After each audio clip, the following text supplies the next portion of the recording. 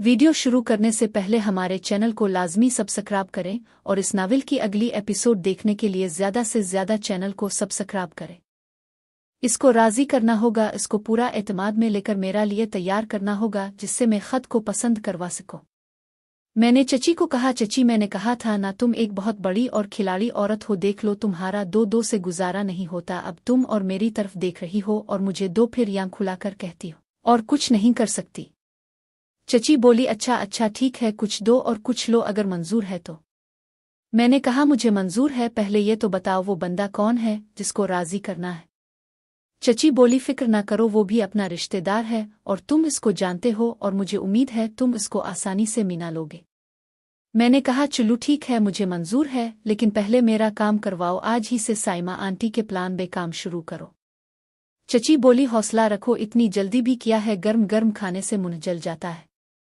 मैंने कहा चची मुझे पता है, लेकिन मेरा पास अब वक़्त बहुत कम है, मुझे यहाँ आए हुए तकरीबन 20 दिन हो गए हैं और कुछ दिन और बाद मुझे अबू की कॉल आ जाएगी कि वापस आओ और आकर अगली पढ़ाई की भागदौड़ शुरू करो, और ये ना हो कि आपका काम भी दरमियान में रह जाए और मेरे भी। और मैंने दिल में सोचा चची तुम्हारी भी लेकर जाऊंगा, वो प्रोग्राम तो बड़ा ही ज़बरदस्त मैंने सोच रखा है। चची बोली, अच्छा ठीक है, अभी मेरे मोबाइल में बैलेंस भी नहीं है, पैकेज भी नहीं लग सकता, कल दिन ने इसको कॉल करूंगी और प्लान बना लूंगी। मैंने कहा चची साइमा आंटी का नंबर किस नेटवर्क का है, तो उन्होंने कहा जैज़ का है। मैंने कहा मेरा जैज़ का नंबर है और भी पूरे महीने वाला पैकेज लगा हुआ है, आप मेरे मोबाइल से कॉल करो। अभी तो बच्चे आने में भी काफ़ी टाइम बाकी है, मैं टीवी वाले कमरे से अपना मोबाइल लेकर आता हूँ। चची ने कहा, अच्छा बाबा ठीक है, साइमा तो तुम्हारी दिमाग पे सवार हो गई है। मैं वहाँ से टीवी वाले कमरे में आया और अपना मोबाइल उठाया, एकदम मेरे दिमाग में एक प्लान आया। मैंने अपने मोबाइल है कॉल रिकॉर्डिंग को एक्टिव कर दिया ताकि चची और साइमा आंटी की जो बात हो वो रिकॉर्ड हो सके और फिर मैं उनके दरमियान हुई सारी बातें सुन सकूंगा। मैं दोबारा चची के कमरे में आया और मोबाइल खोलकर चची को दे दिया। चची ने अपने मोबाइल से इसका नंबर निकालकर मेरे मोबाइल से डायल कर दिया। मैंने कहा चची आप आराम से बैठकर बातें करो और उसको राजी करो, मैं टीवी वाले कमरे में टीवी देखता हूँ, जब बात हो जाए तो मुझे बता देना। और दूसरी तरफ किसी ने फ़ोन उठा लिया था। चची ने बोला, हेलो साइमा, मैं समीना बोल रही हूँ, और मुझे आंखों के इशारे से बोला तुम जाओ। मैं फिर वहाँ से निकल आया और टीवी पे कर बैठ गया। कोई 1:15 बजे के करीब चची टीवी वाले कमरे में आई और आकर मुझे मेरे मोबाइल दिया और मैंने सवालिया नज़रों से चची की तरफ देखा तो चची ने कहा, मैंने इससे बात की है, वो अभी पूरी तरह राजी नहीं हुई है, इसको तुम्हारी तरफ से काफ़ी डर है। इसने कहा, मैं सोच कर जवाब दूंगी, लिहाजा तुम भी अभी इंतज़ार करो, मैं कल दिन में फिर इससे बात करूंगी। और चची मोबाइल देकर किचन में चली गई। मैंने सोचा चची ने तकरीबन आधा घंटा बात की है और इसमें दो बातें तो नहीं हुई होंगी, इसलिए मैंने सोचा मैं रिकॉर्डिंग सुनकर सारी बात पता लगा लूंगा उन दोनों के दरमियान क्या बात हुई है। फिर मैंने जब बच्चे और चची दोपहर को आराम कर रहे होते हैं, इस टाइम अपने कमरे में हेडफोन लगाकर सुन लूंगा। फिर थोड़ी देर बाद बच्चे भी आ गए। जब बच्चे और चची दोपहर को आराम कर रहे होते हैं, इस टाइम अपने कमरे में हेडफोन लगाकर सुन लूंगा। फिर थोड़ी देर बाद बच्चे भी आ गए और सब ने मिलकर खाना खाया और मैं उठकर अपने कमरे में आ गया और बच्चे और चची अपने कमरे में चले गए। मैंने मोबाइल में हेडफोन लगाकर रिकॉर्डिंग को सुनने लगा। साइमा आंटी ने पूछा, ये नंबर किसका है? तो चची ने बताया ये काशी का नंबर है। तो साइमा आंटी ने कहा, और सुनाओ, खैरियत से फ़ोन किया है? चची ने कहा, हाँ खैरियत से ही किया है, तुम सुनाओ क्या कर रही थी? आंटी ने कहा, कुछ नहीं, आज सारे कपड़े धोए हैं, थक गई थी, अपने कमरे में बैठी आराम कर रही थी। चची ने कहा, और सुनाओ? नहीं भाई ने इसके बाद तो घर में आगे पीछे तंग तो नहीं किया? आंटी ने कहा, नहीं अब घर में तंग नहीं करते हैं, अब थोड़ा सुकून है, लेकिन जिस दिन मैं तुम्हारी घर से वापस आई थी तो इस दिन शाम को मैं किचन में अकेली थी तो वहां आ गए और आकर कहा, साइमा आज रात को मुलाकात करो, 5 दिन हो गए हैं, तुमने दोबारा नहीं, आज बड़ा दिल कर रहा है। तो मैंने कहा, नईम भाई आज नहीं, कल रात को मेरे कमरे में आ जाना, मैं कर दूंगी। बस फिर वो चले गए और आज रात को वो मेरे कमरे में आएंगे।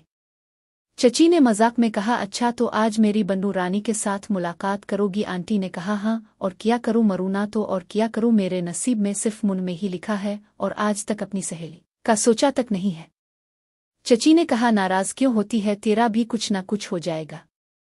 चची ने कहा, एक बात बता, नईम भाई से तुम करवा नहीं सकती, वो तो बहुत बड़ा रिस्क है, और घर के बाहर किसी के साथ तुम चल नहीं सकती, वो बदनाम भी कर सकता है, फिर घूम फिर के जो भी बंदा गा वो अपना ही घर का रिश्तेदार ही होगा। आंटी ने कहा, समीना जो भी हो पक्का बंदा हो, राजदार बंदा हो जो प्यार दे भी और ले भी और बदनाम भी ना करे। चची ने कहा, देख साइमा, शौकत और इरफान भाई के साथ भी तुम्हारा काम नहीं करवा सकती। उन दोनों को मैं आज तक खुद अकेली ही बेगुएत रही हूँ और दोनों को एक दूसरे का कुछ नहीं पता। और अगर मैं शौकत इरफान भाई में से किसी के साथ भी करने का कहूँ तो वो तो फौरन तैयार हो जाएंगे, लेकिन फिर वो मुझे ब्लैकमेल करके खानदान ने और भी लोगों को करवाने का कहेंगे। अब तक तो उन दोनों की नज़र में ही खराब हूँ, बाकी तो बच्चे हुए हैं, इसलिए इन दोनों के अलावा कोई और नया बंदा तेरे लिए देखना होगा। साइमा आंटी ने कहा, समीना कह तो तुम ठीक रही हो, लेकिन नया बंदा और कौन होगा तेरी नज़र में जो पक्का बंदा हो और बदनाम भी ना करे। चची ने कहा, एक बंदा है तो, लेकिन तुम्हें यकीन नहीं आएगा और हो सकता है तुम उसके लिए राजी भी ना हो। आंटी ने कहा, कौन है वो, तुम पहले बताओ तो सही। चची ने कहा, और कोई नहीं है, मेरी नज़र में अपना कशी ही है। साइमा आंटी ने जब ये सुना तो हैरत से बोली, क्या कह रही हो समीना, तुम्हारा दिमाग तो नहीं चल गया है, ये तुम क्या बात कर रही हो। साइमा आंटी ने कहा, उसकी उम्र और हमारी उम्र में कितना फ़र्क है, वो रिश्ते में हमारा भतीजा लगता है। चची ने कहा, मैं ठीक कह रही हूँ, वो ही पक्का बंदा है और वो बदनाम भी नहीं करेगा। आंटी ने आगे से कहा, समीना मुझे तो लगता है तुम तो पक्की औरत बन गई हो और अपने भतीजे को भी नहीं छोड़ा और उसके नीचे भी लेट गई हो।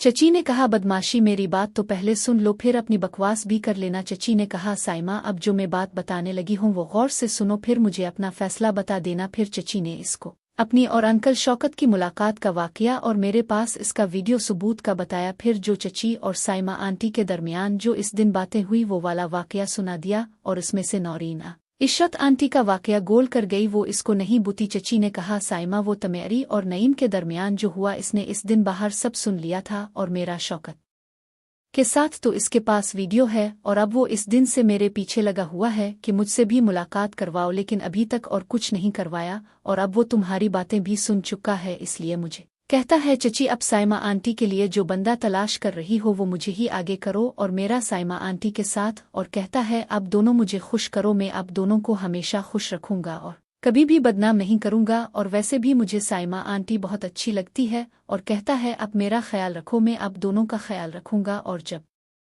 आप कहोगे आपकी खिदमत किया करूंगा। अब तुम बताओ साइमा, अब आगे